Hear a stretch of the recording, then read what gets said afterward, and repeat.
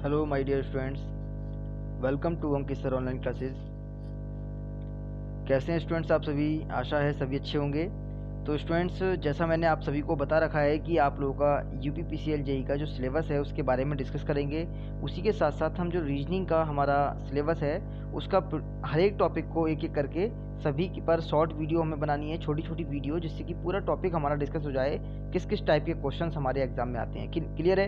क्योंकि बहुत से स्टूडेंट्स को अभी तक ये नहीं पता होगा कि जो रीजनिंग के जो टॉपिक्स हैं हमारे, उन टॉपिक्स में क्वेश्चन किस टाइप के होते हैं। ठीक है, तो यही मैं क्लियर करने के लिए पहले तो मैंने आपका सिलेबस का डिस्कस यहाँ पर किया है। वैसे मैं पहले भी आपको कर चुका हूँ, लेकिन यहाँ पर एक बार फिर से मैंने दोबारा से आपका डिस्कस कर रहा हूँ। देखिए ध्यान से, यहाँ पर हम पूरे नॉन टेक्निकल के सिलेबस को डिस्कस करेंगे कि पूरा हमारा नॉन टेक्निकल का जो सिलेबस है वो क्या रहता है। ठीक है स्टूडेंट्स, तो यूपीपीसीएल जेई के पर्पज से यहाँ पर हम कर रहे हैं। तो बढ़ते हैं आगे।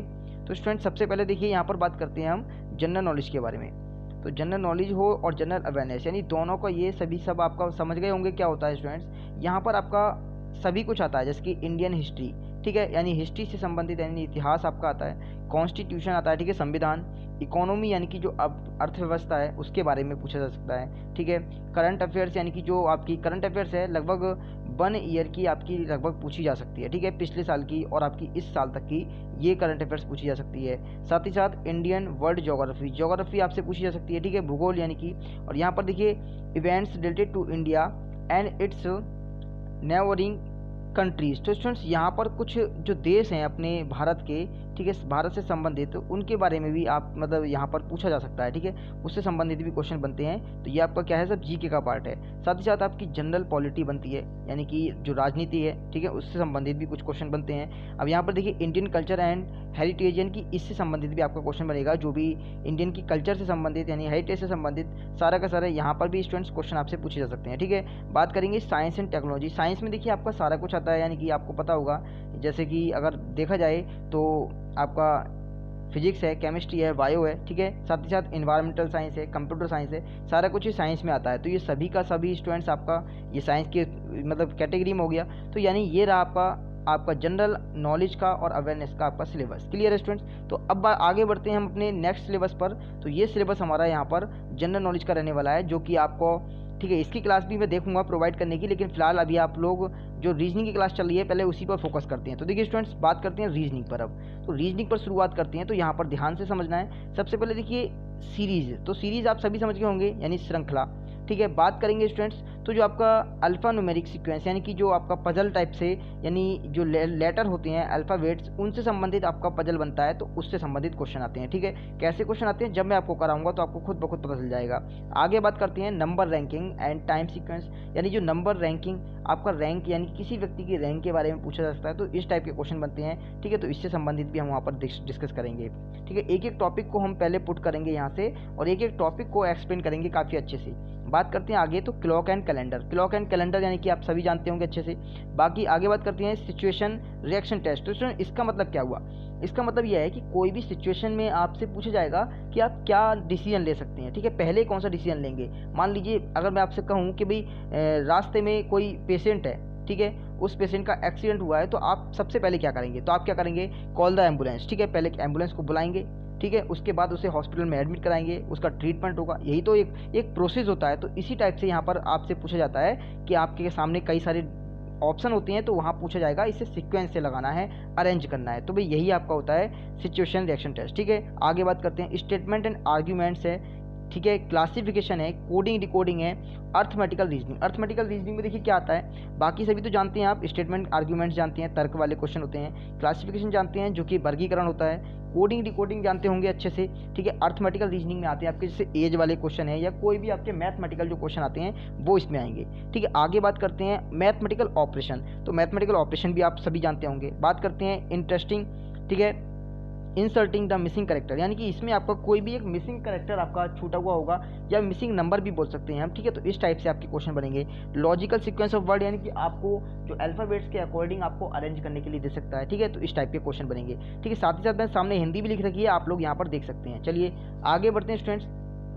आगे देखते हैं तो रीजनिंग का देखिए सिलेबस हमारा और क्या रहता है, स्टेटमेंट कंक्लूजन रहता है। ठीक है, इस सारा का सारा हम यूपीपीसीएल के लिए बात कर रहे हैं। ठीक है, यूपीपीसीएल से अलग कोई भी बात नहीं हो रही है। जितना भी सिलेबस मैं यहाँ बता रहा हूँ सबका सब आपका यूपीपीसीएल के पर्पज से ही बता रहा हूँ। क्लियर है? तो स्टूडेंट्स ज़्यादा बड़ी वीडियो नहीं रखनी है, छोटी सी वीडियो रखनी है, इसीलिए मैं आपको जल्दी जल्दी फटाफट से सारा का सारा टॉपिक्स यहाँ पर क्लियर कर दूंगा। उसके बाद आपके टॉपिक्स में यहाँ पर लगाने शुरू कर दूंगा। ठीक है, आगे देखिए दे रखा है डायरेक्शन टेस्ट। डायरेक्शन टेस्ट सभी जानते होंगे, दिशा परीक्षण। ठीक है, साथ ही साथ देखिए लॉजिकल बैंड डायग्राम, यानी बैंड डायग्राम से संबंधित क्वेश्चन बनते हैं। उसके बाद देखेंगे तो ड्राइविंग यानी कि स्टूडेंट्स ड्रिविंग कंसोलेशंस फ्रॉम पैसेज, यानी एक आपको स्टूडेंट्स पैराग्राफ टाइप से दे रखा होगा। ठीक है, जैसे कहते हैं ना पैसेज से निष्कर्ष निकालना, एक पैराग्राफ दे रखा होगा उसमें आपको निष्कर्ष निकालना होगा। क्लियर है? तो इस टाइप के क्वेश्चन भी मैं आपको करा चुका हूँ। ठीक है, और जब मैं इस टॉपिक को कराऊंगा तो आप लोग समझ जाएंगे कैसे क्वेश्चन बनते हैं। क्लियर है? आगे देखिए अल्फाबेट टेस्ट, ये भी आप समझ गए होंगे। अल्फाबेट टेस्ट का मतलब कोई भी लेटर है उसके बारे में पूछ सकता है कि उससे दाएं पांचवा या बाएं पांचवा, इस टाइप से लेफ्ट राइट करके कोई सा भी क्वेश्चन पूछ सकता है। ठीक,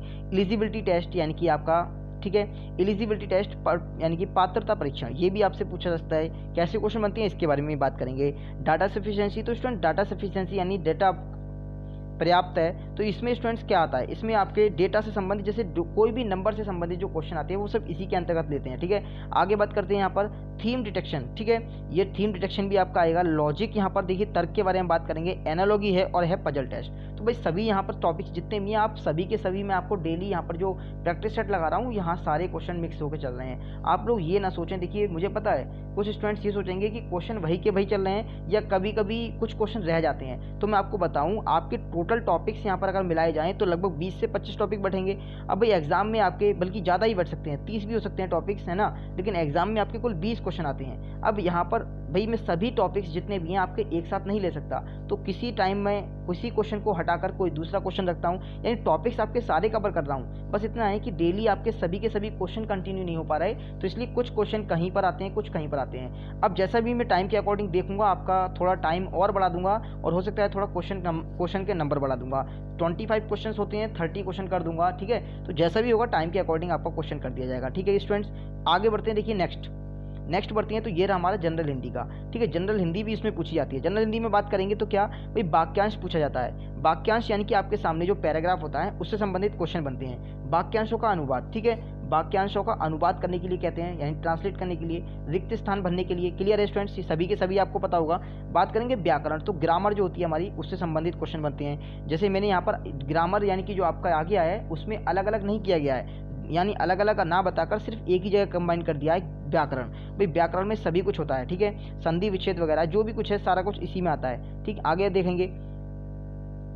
देखेंगे स्टूडेंट्स बहुवचन रूप से, यानी कि आपका जो प्लूरल फॉर्म में आपसे चेंज करने के लिए पूछ सकता है। ठीक है, यानी कि और आपका एक हो गया कंप्रेहेंशन। ठीक है, कंप्रेहेंशन यानी समझना। ठीक है, इसमें क्या होता है स्टूडेंट्स, कोई भी पैराग्राफ टाइप से होता है उसे आपको समझना होता है। जैसे भी होगा इसके बारे में भी आपको कोई ना कोई प्रैक्टिस सेट में कुछ क्वेश्चंस कंबाइन करके मैं आपको दूंगा। ठीक है, जैसा भी है। अब यहाँ पर देखिए समानार्थक शब्द, यहाँ पर सिनोनियम्स आएगा। ठीक है, एंटोनियम्स यानी विलोम शब्द होगा। ठीक है, गलती पहचान यानी एरर डिटेक्शन, तो यहाँ पर कोई गलती हो सकती है, मान लीजिए एक पैराग्राफ में कहीं भी या किसी भी कोई सेंटेंस में, तो आपसे पूछा जाएगा कि इसमें क्या एरर है वो आपको पता लगाना है। तो इस टाइप से क्वेश्चन बन सकता है। आगे देखेंगे शब्दावली, यानी कि ठीक है, तो शब्दावली स्टूडेंट्स ये आपके सारे के सारे हिंदी के टॉपिक हो गए। तो ये सभी के सभी आपके जो भी हैं इसका भी मैं आपको, ठीक है, यहाँ पर मैंने जो सिलेबस है सब डिस्कस कर दिया है। तो स्टूडेंट्स ये आपका पूरा का पूरा यूपीपीसीएल जेई का सिलेबस था। ठीक है, तो यूपीपीसीएल जेई का सिलेबस था भाई। तो अब सभी के सभी स्टूडेंट जितने भी हैं, सबसे पहले तो देखिए क्लास में आपको डेली कंटिन्यू रहना है। मुझे पता है भाई यहाँ पर जो क्वेश्चंस आपके चल रहे हैं, कुछ क्वेश्चंस का लेवल आपको इजी लग रहा होगा, लेकिन देखिए समय के साथ साथ, टाइम के साथ साथ इस चैनल पर मैं जो क्लास लगा रहा हूँ आपकी बिल्कुल नई समझ लीजिए, नई शुरू की है। तो उसके अकॉर्डिंग आपको धीरे धीरे सिलेबस खुद आपको दिख जाएगा कि भाई मैं यहाँ पर जितना भी कवर कर रहा हूँ, आप प्रीवियस ईयर के पेपर उठाइए, उनसे मिलाकर देखिए। अभी आपका अंतिम समय आने दो, जिस दिन एग्जाम की डेट आपकी निश्चित हो जाएगी उसके बाद मैं क्या करूँगा, सीधे आपका जो भी प्रैक्टिस सेट प्रीवियस ईयर का है मैं पूरा पेपर उठाकर आपका सॉल्व कराऊंगा, ताकि आपको अच्छे से तैयारी हो जाए, अच्छे से रिवीजन हो जाए। फिलहाल अभी जो है एक्सपेक्टेड क्वेश्चंस हैं जो हमारे पहले एग्जाम्स में आए हुए हैं, एक पूरा प्रैक्टिस सेट बना हुआ नहीं है, लेकिन प्रैक्टिस सेट को बनाकर ही आपको दिया जा रहा है। ठीक है, यानी कि पूरा प्रीवियस ईयर का पेपर नहीं है, बस इतना है कि इंपॉर्टेंट क्वेश्चन है सभी के सभी जो मैं आपको करा रहा हूँ, उन क्वेश्चंस को आप कराओगे तो आपको एग्जाम में बहुत ज़्यादा हेल्प मिलेगी। ठीक है ना। तो स्टूडेंट्स ये आपका सिलेबस था जो आज हमने डिस्कस किया। तो उम्मीद है सभी स्टूडेंट्स को ये वीडियो पसंद भी आई होगी। तो सभी के सभी क्लास को ज़्यादा से ज़्यादा शेयर करेंगे, जितनी भी क्लासेस आपकी चल रही हैं, और टाइम के अकॉर्डिंग मैं आपकी क्लास में और इंक्रीज़ करूँगा, कुछ क्लास आपकी और बढ़ाऊँगा। बस आप लोगों का सपोर्ट चाहिए, ज़्यादा से ज़्यादा क्लास को शेयर कीजिए, चैनल को सब्सक्राइब कीजिए जो भी विद्यार्थी नहीं जुड़ रहे हैं, ठीक है। और सभी अपने अपने स्टेटस पर भी क्लास को लगाइए, ताकि और विद्यार्थी हैं और स्टूडेंट्स हैं उन तक भी क्लास पहुँच सके। क्लियर स्टूडेंट्स, मैं अपनी तरफ से पूरी कोशिश करूँगा कि मैं आपको ज़्यादा से ज़्यादा और अच्छे से अच्छा कंटेंट दूँ। बस आप लोगों का सहयोग चाहिए, सपोर्ट चाहिए, बस आप लोग बने रहिए मेरे साथ। मिलते हैं स्टूडेंट्स अपनी नेक्स्ट क्लास में, नेक्स्ट वीडियो में। तब तक के लिए सभी को thank you so much, bye bye and take care. सभी खुश रहिए, साथ साथ दूसरों को भी खुश रखिए।